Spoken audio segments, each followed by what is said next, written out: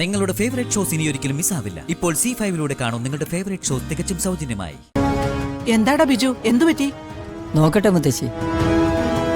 ഇന്ന് മോൾ ഇറങ്ങാൻ തുടങ്ങിയപ്പോ മുതൽ തടസ്സമാണല്ലോ. ആ, ഒരു വയറ് കെട്ടായതാ. ഇനി വർക്ക്ഷോപ്പിൽ നിന്ന് ആരെങ്കിലും വിളിച്ചേ പറ്റൂ. അയ്യോ, എനിക്ക് സ്കൂളിലേക്ക് എത്തണല്ലോ. ഇനി എന്തായാലും പോവണ്ട.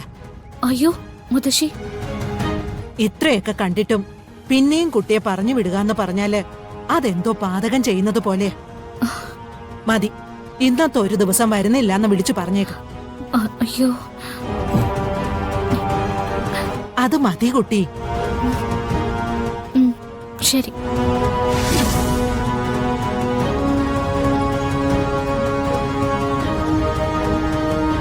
സമയം ഒരുപാടായല്ലോ മാഡം. ഇന്ന് പാതിരാത്രി വരെ ആയാലും അമ്മയുടെ മോളുടെ ഒളിച്ചുകളി കണ്ടുപിടിക്കാതെ ഞാൻ മടങ്ങില്ല.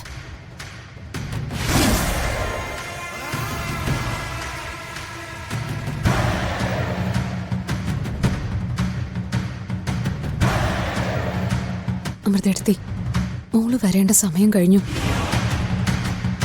ഏട്ടത്തി ഒന്ന് വിളിക്കൂ.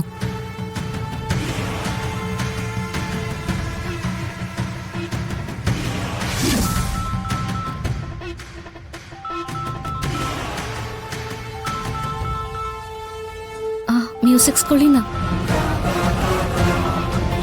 ഹലോ, ഇതെന്താ പറ്റി മോളെ?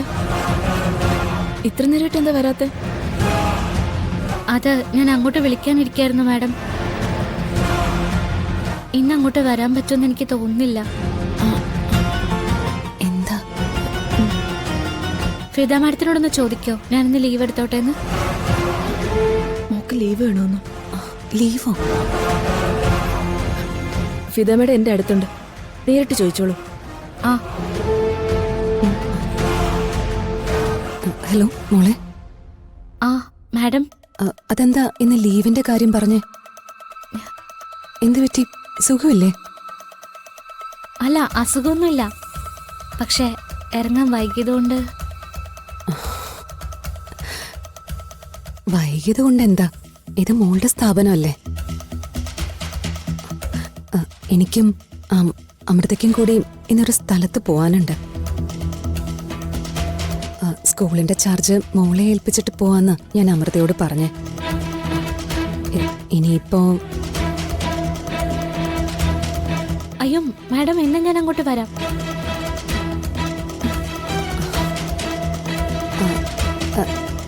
എന്നാ മോള് ഒരു വണ്ടി വിളിച്ച് പെട്ടെന്ന് വാ. മോള് വന്നിട്ട് വേണം ഞങ്ങൾക്ക് ഇറങ്ങാൻ. ആ, എന്നാ ഞാൻ പെട്ടെന്ന് വരാം.